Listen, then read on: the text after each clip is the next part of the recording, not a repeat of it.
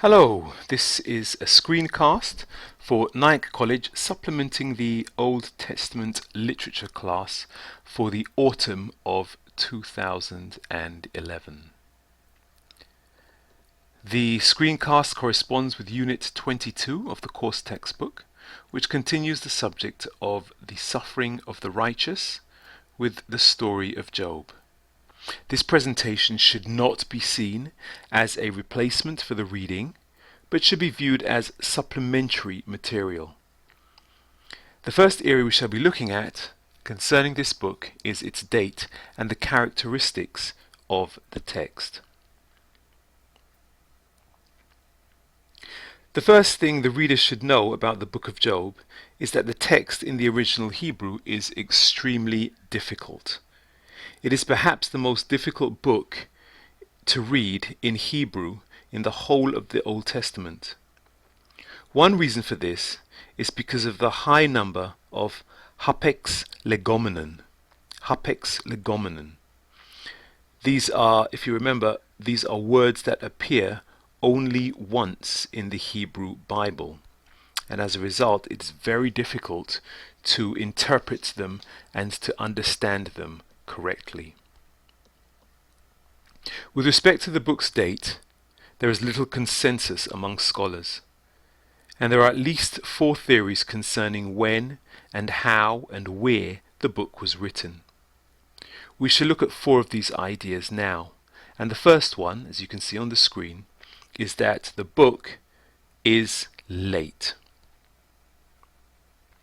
When we say it's late, we mean that it is written sometime after the exile, when the kingdom of Judah was brought into captivity by the Babylonians in approximately 586 BC. The temple was destroyed at this time as well, and the city of Jerusalem was effectively demolished.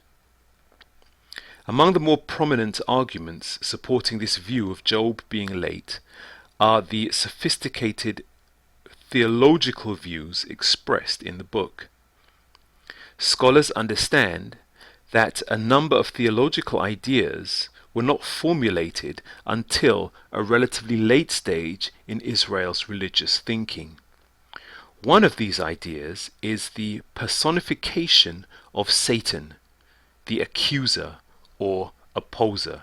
That is, the notion of Satan, whom we know as a person or as a created being, was not as such in earlier biblical literature.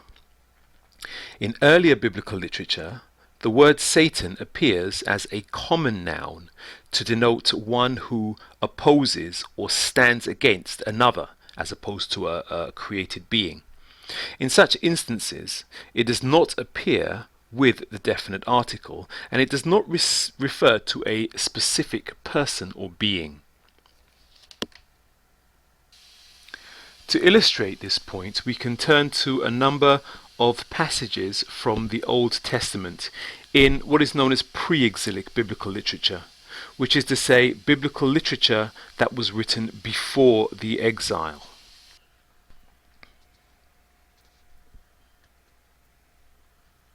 Here in Numbers 22, chapter 22, verse 32, we read, "The angel of the Lord said to him, Why have you struck your donkey these 3 times?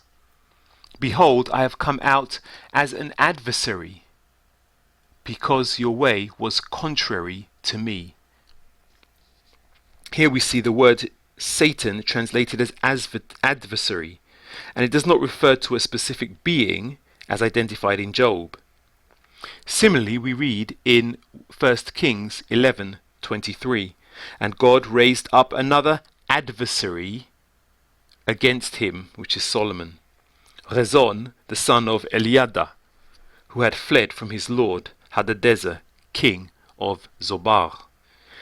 Here we see the same thing, in which the word adversary represents a person or a function of a person against another, as opposed to an individual being. We could further add to this list 1 Samuel 29:4. "But the commanders of the Philistines were angry with him, And the commanders of the Philistines said to him, Make the man here is David, go back, that he may return to his place where you have assigned him. And do not let him go down to battle with us, or in the battle he may become an adversary to us. Again, which is to say, one who opposes, as opposed to Satan himself. Contrary to these passages, in post-biblical literature, we frequently see the term Satan as a reference to a specific fallen angel who stands to oppose and accuse the people of God.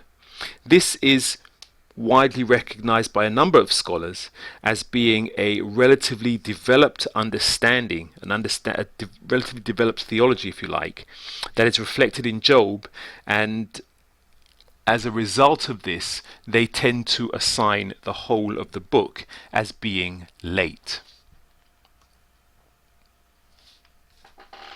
On the other end of the spectrum, many scholars understand the book as being early, set in a context similar to the patriarchal setting. Two main reasons support this notion. First, we see in the story as a whole the lauding of a Gentile who believed in God. From chapter 1 verse 1, we read that Job is from Uz, which we now understand is located in Edom. So he was probably an Edomite.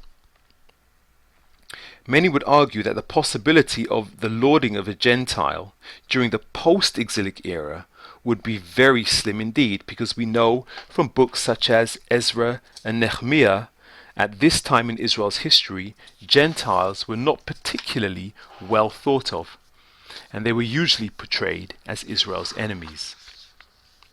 The second reason for assuming the book is late stems from an inner biblical witness. In Ezekiel 14:14, we find that the prophet seems well aware of Job's existence and refers to him as a righteous intercessor. We'll come to this passage later on as well. Because we know that Ezekiel was written during the exile, for him to mention Job would imply that the events in the book of Job themselves must have occurred well before the exile ever happened. Therefore, the book would be relatively early. Another option we should consider concerning the composition's origins is that it is a foreign work that was translated into Hebrew. It may have originally been written in Ugaritic or Aramaic and subsequently rewritten or translated, albeit quite poorly, into Hebrew. This would account for the many hapex legomenon in the book, and also for the high number of Aramaisms and ancient words found within. This explanation does not, however, necessarily shed light on the date so much as it does the complex vocabulary and syntax within the book. The final notion concerning the origins is that it is a hybrid of some sort, which is to say that parts of the book were written early and other parts were added later. This idea has been proposed by an Israeli scholar, Avi Hurwitz, who, via a linguistic analysis, has proposed that the first 3 chapters and the end of the last chapter exhibit late elements of biblical Hebrew, or signs of late biblical Hebrew. Consequently, these sections should be deemed later additions to the older poetic main section. For those of you who can read Hebrew, this can be partially verified because after reading the first 3 chapters in the book, the remaining chapters become much more difficult to read and understand. Before looking at the story itself, I must mention a few words about the topic covered and similar accounts in the ancient Near East. The story of Job essentially deals with the widespread question of the suffering of the righteous and how a righteous God can allow or permit the upright man to suffer. This dilemma theologians frequently refer to as theodicy, a vindication of divine attributes in the face of evil and suffering.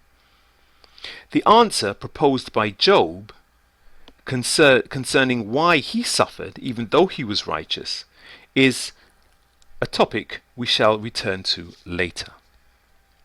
To be sure, this issue is not just a matter of Israelite concern. Throughout the ancient Near East, there is no shortage of writings that echo similar sentiments in a variety of ways. In Egypt, there are the admonitions of Ipuwer that deal with the same topic. The Sumerians composed a text called A Man and His God that also deals with the issues. It describes a man's discourse with the gods about his current oppressive situation. And in Babylon, two of the more well-known texts that deal with this issue are I Will Praise the Lord of Wisdom and the Babylonian Theodicy. More information on these texts can be found in the recommended readings list.